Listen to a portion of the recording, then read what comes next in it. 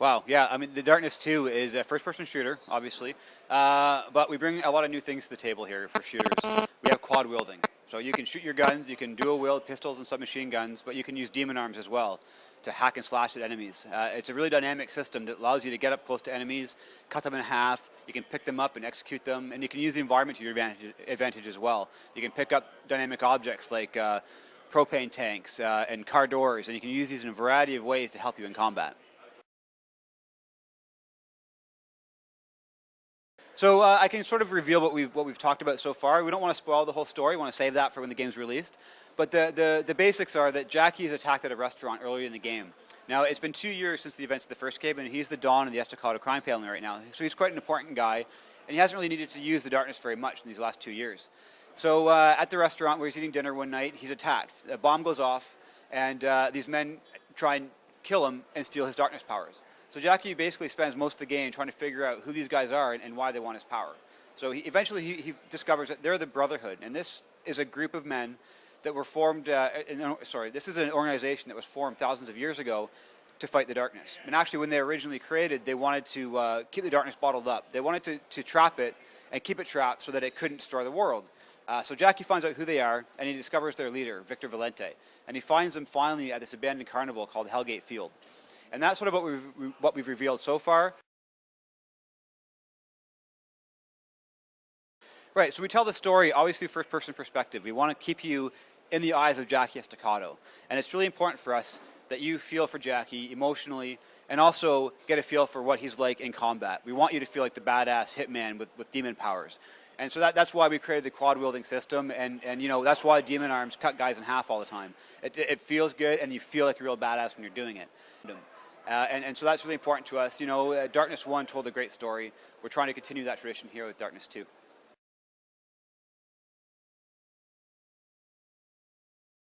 That's an interesting question. So what we've done is we made the action a lot faster paced with the demon arms, and we've also introduced lights into combat.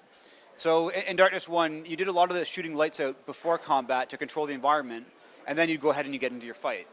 Now in Darkness 2, you can do that as well, and that's really cool because it allows you to sort of control the gameplay.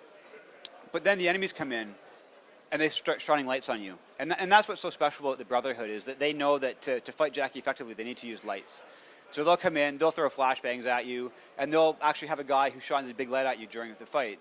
And that really creates an interesting dynamic and creates some strategy there, where you have to really choose how to fight, whether you're going to use your guns or your darkness powers. And it's actually a lot of fun.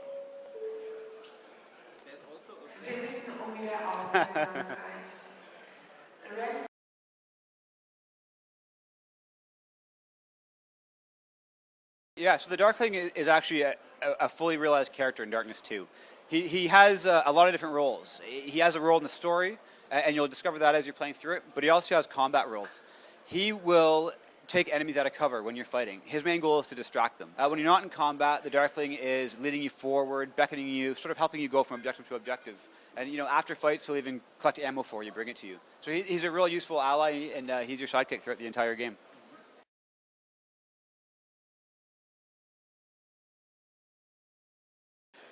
Oh, I've actually lost count of all the executions in the game. We have quite a lot, and we've just had a lot of fun in creating all these gory death animations. And the fun thing for me is that all these executions actually have a role to play in the game. You're not just doing it to see the pretty animation. You're executing guys for gameplay rewards. One example I can give you is you can actually regenerate some health if you do a certain execution type. So you need to choose when you grab a guy. Okay, I'm going to execute him. What gameplay benefit do I need right now? Do I need some health, or do I need one of these other ones? And so there's interesting choices to be made there during combat.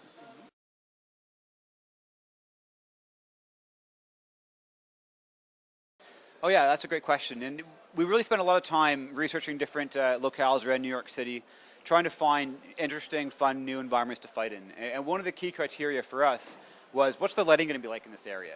How can we use lights in this gameplay environment to affect gameplay and make for a fun fighting combat situation? So, you know, we have the city streets, we have the subways, we have the abandoned carnival that we showed today. And what's so fun about that is you have your spotlights that are kind of spread around the place, but there's also all these lights from the carnival games around that can have a big effect on how the battles play out.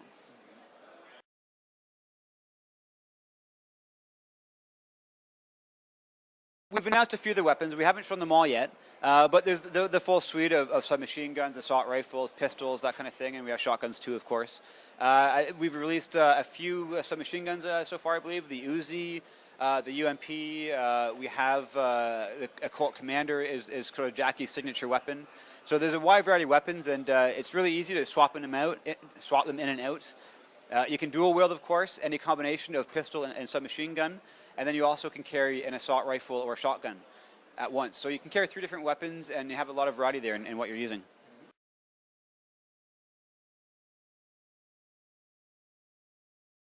So we have a progression system that we call our talent system.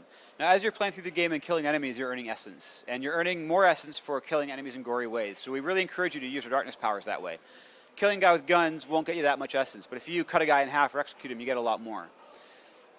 Spread throughout the game, we have talent shrines. When you come across a talent shrine, you can access that to then purchase talents in the talent tree.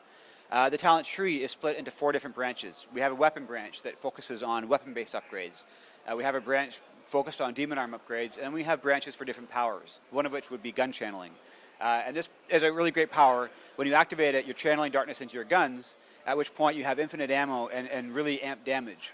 So this lets you clear rooms really quickly, but it only lasts for a short time, so you have to be really strategic in how you use it. And of course, this power has upgrades, one of them being Heart of Darkness, that lets you see enemies through walls and shoot them through walls. So there's a lot of different talents for players to explore, but you're not going to be able to open up the whole tree in a single playthrough. So you can play through the game multiple times and experience combat different ways each time.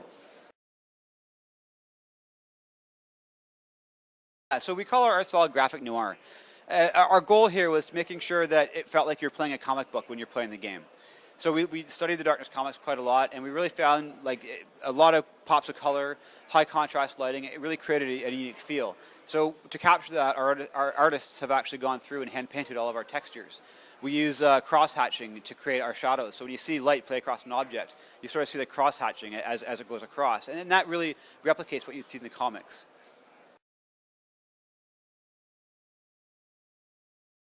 Right, well, voice-wise, we've only confirmed the one voice actor, and of course that's Mike Patton. He's back to do the voice of the Darkness, so everyone's happy about that. We really loved his work in the first game, and he's doing a great job for Darkness 2 as well. Soundscape, it's been really interesting because you have this cool mix of real world and supernatural, and it's trying to find that balance between the two and make everything play well together. And I'd have to say our best example would be gun channeling. The weapons themselves sound great, and they're a lot of fun to fire. They feel powerful, and a lot of that is the sound that does that for us. But when you activate gun channeling, we just crank the bass on it, and it just feels powerful. It feels like you're shooting a cannon when you're using gun channeling, and it's just a really great example of the way that we're turning the supernatural into something unique and different from the rest of the game.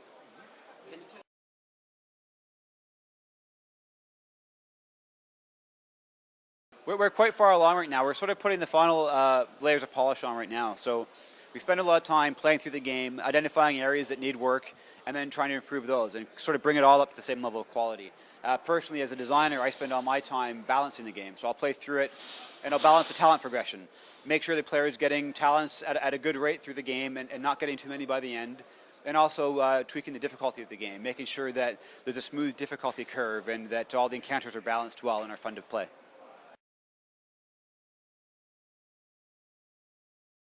We haven't really discussed that yet, so can't really comment on it too much.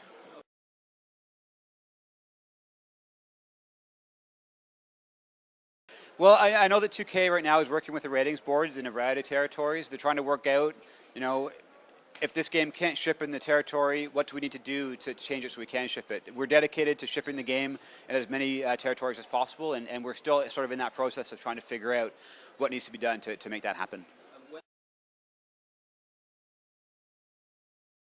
So we're releasing Darkness 2 in February of 2012. We're releasing on Xbox 360, PS3, and PC.